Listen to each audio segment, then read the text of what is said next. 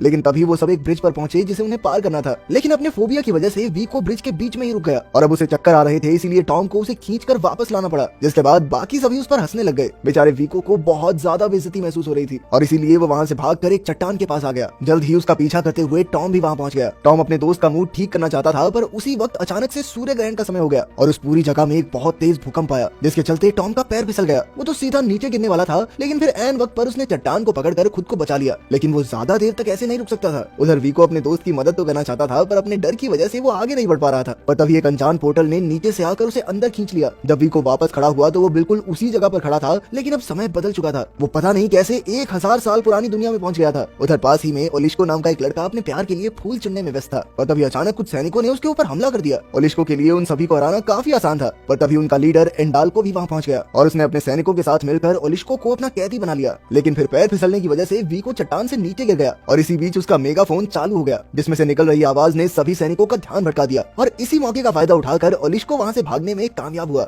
और जाते जाते उसने वीको को भी अपने घोड़े पर बैठा लिया। इसके बाद ओलिस्को वीको को अपने साथ गाँव लेकर गया, जहाँ उसे गाँव से बाहर जाने के लिए बहुत डांट पड़ी और वहीं सभी गाँव वालों को शक था कि कहीं वीको कोई जासूस तो नहीं, इसीलिए उन्होंने उसे एक कमरे में कैद कर दिया। उधर एडाल्को ने जब अपनी हार के बारे में जादूगर को बताया तो वो नाराज होने की जगह काफी खुश हुआ, क्योंकि एडाल्को ने उसे वीको के बारे में भी बताया था और जादूगर जानता था कि वीको के कपड़ों पर उसके जादू वाला ड्रैगन बना हुआ है, जिसका मतलब साफ था कि वीको ही उन्हें स्टोन ऑफ पावर तक ले जा सकता है। वहीं वीको के कमरे के बाहर ओलांका नाम की एक लड़की उससे मिलने आई, जिसने उसे खाना देते हुए बताया कि वो साल 1120 में है। लेकिन वीको के कुछ और पूछने से पहले ओलिस्को वहाँ आ गया, जो उसे एक परीक्षा के लिए अपने साथ ले गया। दरअसल वो उसे नदी में फेंकने वाले थे, जहाँ वाटर स्पिरिट्स ये टेस्ट करेंगी कि वो जासूस तो नहीं है। पानी में जाते ही वीको को लग रहा था कि शायद वो बच नहीं पाएगा, पर तभी वाटर स्पिरिट्स ने उसे उठाकर बाहर फेंक दिया, जिसका मतलब ये था कि उसका मन साफ है, वो कोई जासूस वासूस नहीं है। इसके बाद वीको को गाँव के लीडर्स के साथ अच्छे से मिलने का मौका मिला, जिसमें ऑक्सी, इलियाना और डोब्रिन्या शामिल थे, जिनसे मिलते ही वीको को तुरंत याद आ गया कि भाई इनके बारे में तो किताबों में पढ़ाते हैं हमारी। पर उन्हें वीको के भविष्य से होने वाली बात पर अभी भी भरोसा नहीं हो रहा था, इसलिए वीको ने अपने मेगाफोन को दिखाते हुए उन्हें अपनी बात पर विश्वास करवाने की कोशिश की, जिसके बाद ऑक्सी ने उसे जल्द ही वापस उसकी दुनिया में भेजने का वादा किया।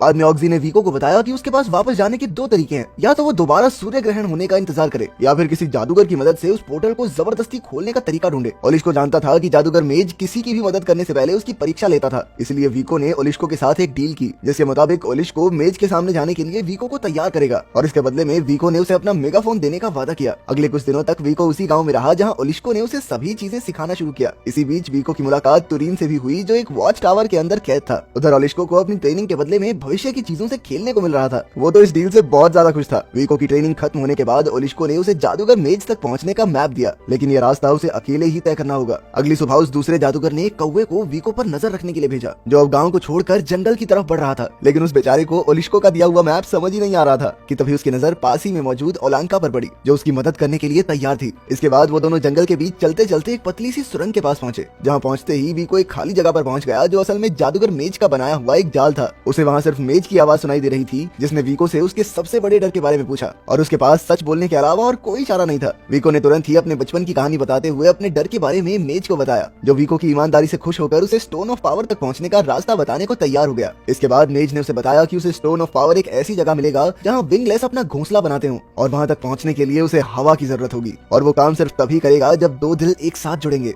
इसके तुरंत बाद ही वीको वापस जंगल में पहुंच गया, जहां पता चला कि ओलांका के हिसाब से तो वीको कभी उसे छोड़कर गया ही नहीं। इसके बाद वीको ने ओलांका को मेज की पहेली सुनाई और उसके मुताबिक उन्हें स्टोन ऑफ पावर एक खास गाँव में मिलने वाला था। कुछ देर बाद ही वो लोग वहाँ पहुँच गए और वीको ने उस पत्थर को ढूंढने के लिए एक खास पतंग बनाई, जो सीधा जाकर तालाब में गिर गई। जिसके बाद वीको ने भी तुरंत उस तालाब में छलांग लगा दी और थोड़ी ही देर बाद उसे स्टोन ऑफ पावर मिल भी गया। लेकिन जादूगर के भेजे हुए कौवे ने भी ये नजारा देख लिया था और उसने तुरंत ही इसकी जानकारी जादूगर को दे दी। जिसके बाद जादूगर ने वीको को पकड़ने के लिए अपनी फौज भेजी। जादूगर की फौज ने वीको और ओलांका को पकड़ने के साथ साथ उस गाँव पर भी हमला कर दिया, जहाँ उन्हें वो पत्थर मिला था। लेकिन ये सब वॉच टावर पर मौजूद एक आदमी ने देख लिया और उसने तुरंत ही ओलिस्को और उसके साथियों को इसकी खबर दे दी। जिसके बाद वीको और ओलांका को बचाने के लिए उसके गाँव से भी एक फौज आ गई, जिसका नेतृत्व कर रहा था ओलिस्को। ओलिस्को और उसके साथियों ने बड़ी ही आसानी से जादूगर की पूरी फौज को हरा दिया। जिसके बाद वो सभी वापस अपने गाँव आ गए, जहाँ पहले तो वीको और ओलांका को अकेले बाहर जाने के लिए डांट पड़ी और बाद में ये फैसला किया गया कि अगले दिन ऑक्सी वीको के साथ जाकर उस पत्थर का इस्तेमाल करेगा। वहीं दूसरी ओर एंडाल को जादूगर के ऊपर बहुत ज्यादा गुस्सा था, क्योंकि जादूगर की वजह से उसकी पूरी एक फौज की टुकड़ी खत्म हो गई थी। अगली सुबह वीको और ऑक्सी उस चट्टान के पास तो पहुंचे, पर उसका कोई फायदा नहीं हुआ। जिसके बाद ऑक्सी का मानना था कि उन्हें बरसात शुरू होने तक इंतजार करना पड़ेगा,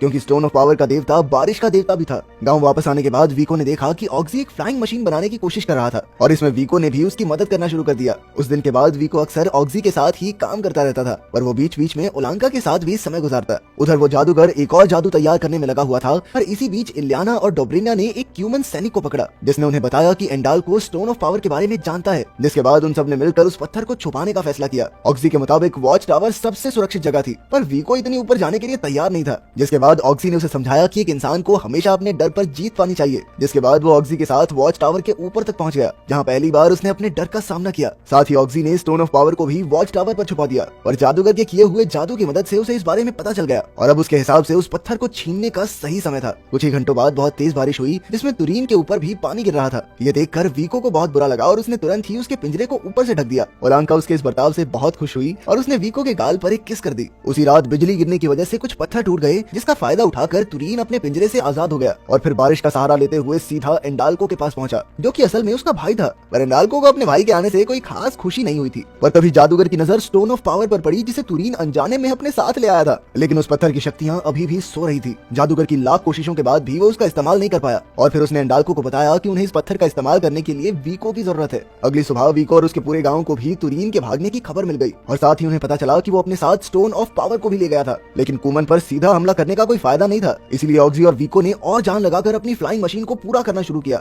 अगले दिन जब ऑक्सी और ओलांका किसी काम से बाहर गए तो एंडाल्को के आदमियों ने उन पर हमला कर दिया, जिसमें वो ओलांका को उठाकर ले जाने में कामयाब हो गए। उसे बचाने के चक्कर